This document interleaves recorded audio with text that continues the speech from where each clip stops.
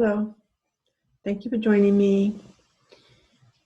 Today we're going to do some work with TAT or TAT or Tapas Acupressure Technique, which is an energy psychology program.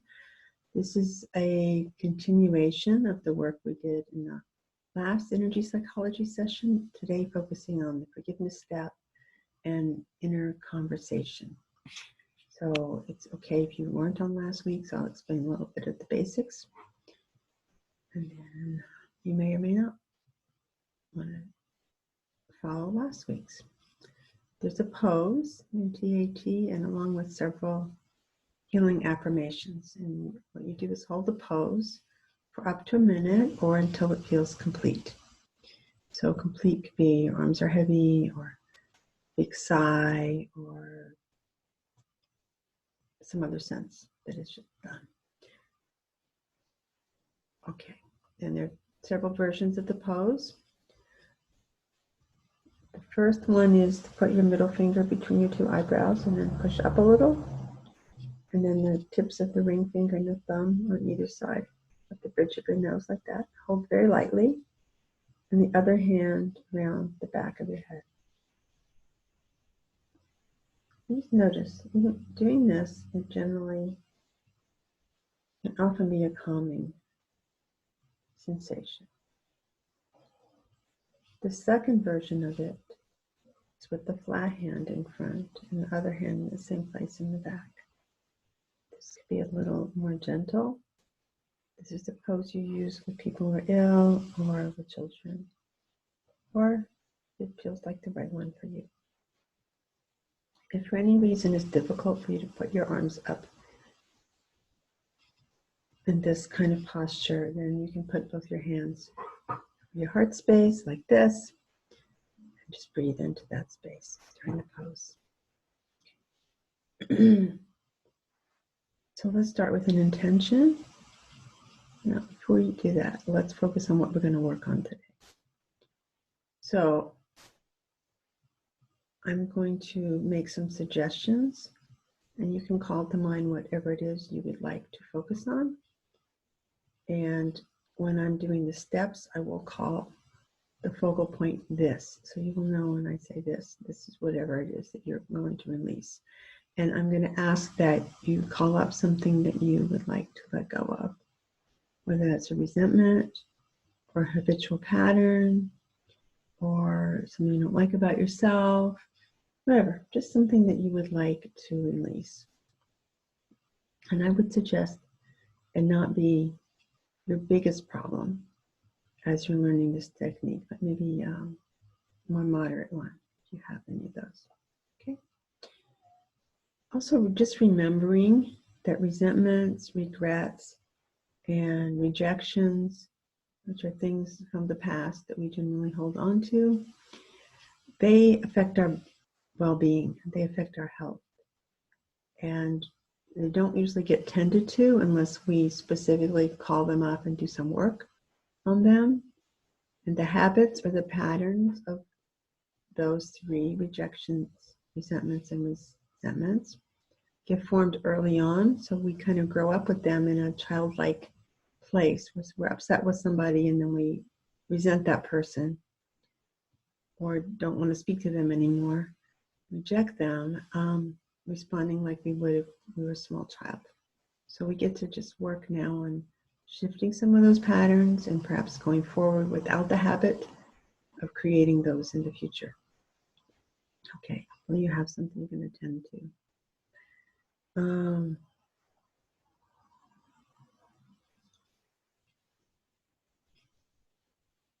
This healing is on behalf of you, all points of view that you've ever had, all parts of yourself, your family members, your ancestors, your descendants, everyone else who could benefit. May this healing happen in the highest interest of all involved. And you go into the pose. I usually use this version when I'm teaching or demonstrating because it keeps me from talking into my hand. So you're welcome to use any variation of it, and you can switch hands in between steps if you'd like.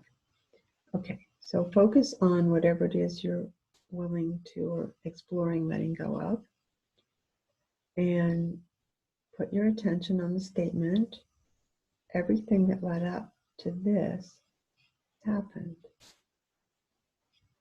So everything that led up to this resentment, this pattern, this thing has happened. And allow yourself to gently focus on that statement.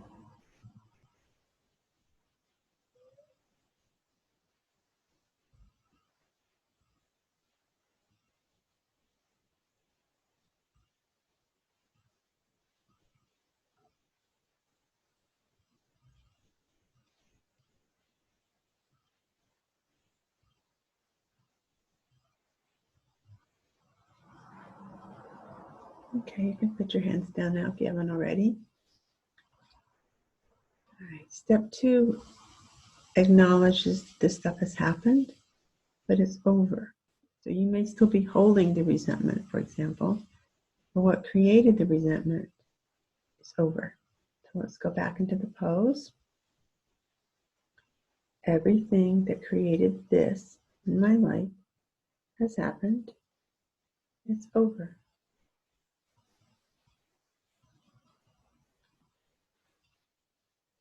Everything that's created this in my life has happened.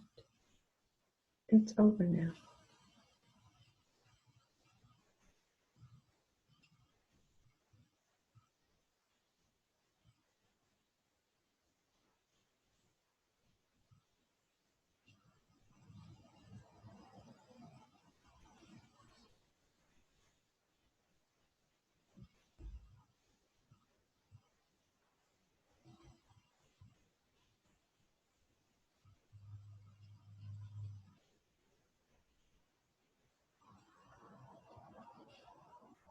Okay, you can put your hands down now. If there was an inner voice inside going, no, it's not really over, add that to the list of things you're treating, like you can't really believe it's over, or something is stuck around acknowledging that what created it is over. And that will get attention as we go through the other steps. The next step we're going to work on is an inner conversation, which is part of the forgiveness step, because that's where it's usually used, but it can be used anywhere in the TAT process, or it could be used anywhere in your life. So what you'll do is go into the pose and have a conversation with some aspect of yourself, or with someone else, or with the part of you that doesn't want to let go of the resentment, or body part, inner child part, person who hurt you, any of those. Or something that can be very, very powerful is to talk to your higher self, or your higher, wiser self, and ask for some guidance in making some decisions.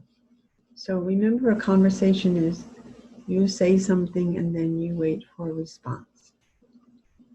And this can go back and forth a few times, and then I'll let you know when it's time to move on, and you can return to this at any point if you'd like. Okay, let's go into the pose and call to mind something or someone you would like to have a silent conversation about or with. And state what it is, what the issue is, and see what happens. Being very patient with yourself. Occasionally, this is something people will want to practice a few times before it gets easier. And I have seen and experienced profound insights and observations using this step.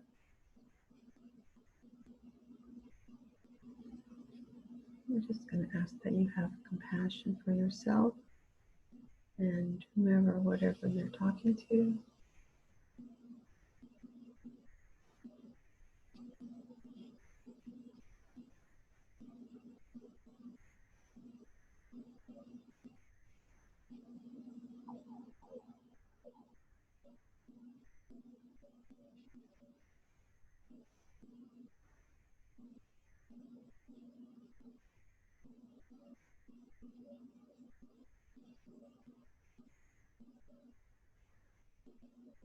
Okay. You can put your hands down now. The next two steps we're going to do involve forgiveness step and an apology step. I do not believe that we can forgive someone or something or some situation by deciding it. Forgiveness is more of a heart experience. You can say it if it feels comfortable to say it. You can say, I'm willing to move towards forgiving. And if neither one of those feels doable for you, you say, I'm willing to, further explore what this issue is about. Say something you can actually believe. Okay, let's go into the pose. Forgiveness step is first. I forgive everyone who hurt me related to this. And I especially forgive myself. And I wish us all love, happiness, and peace. I'm willing to forgive everyone who hurt me related to this. And I'm willing to forgive myself. And I wish us all love, happiness, and peace.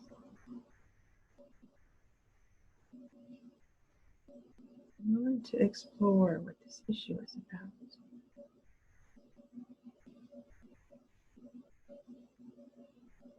And to accept love, happiness, and peace.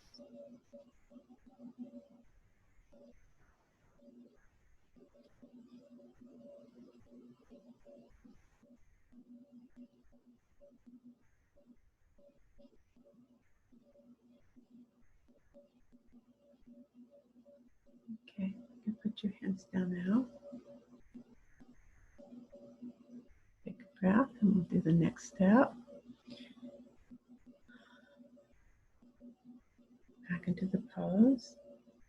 I apologize to everyone I hurt related to this. And I especially apologize to myself.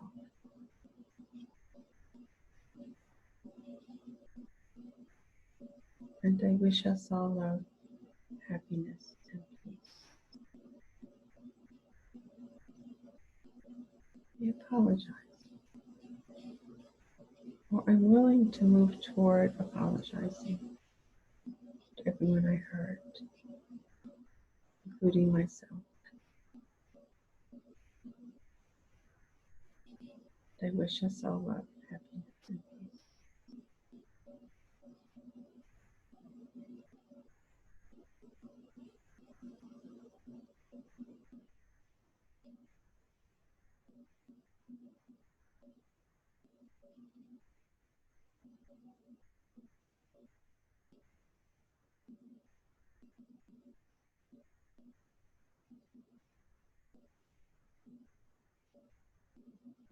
Okay, you can take your hands down now.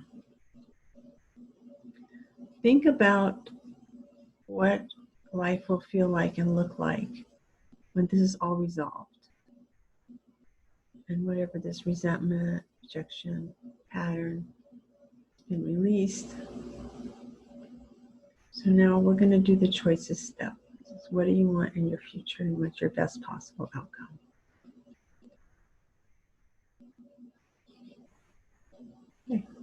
Okay, let's go back into the pose. I choose this. I choose to release this resentment or pattern. I choose peace. I choose happiness. I choose to know what's possible. I choose forgiveness. I choose gratitude. Choose peace of mind. Add anything else that you would like to call in your best possible outcome. Choose connection.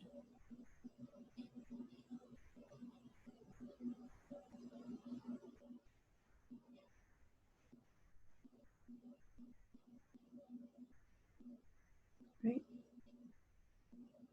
When that feels complete, you can just put your hands on your heart space, one over the other, and breathe into that space, feeling the gratitude and the acceptance of this gift. And I'm going to call out some of the gratitudes I'm experiencing in my life during this time of the COVID-19. I'm grateful for the healthcare workers, the first responders, the teachers, parents, and school counselors, and the students.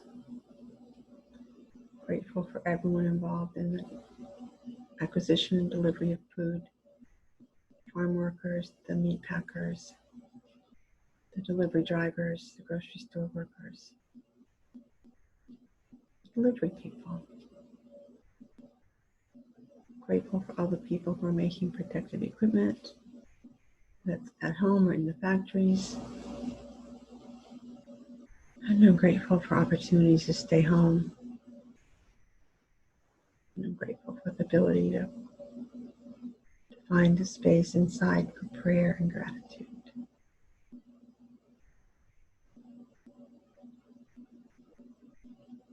Thank you very much for joining me.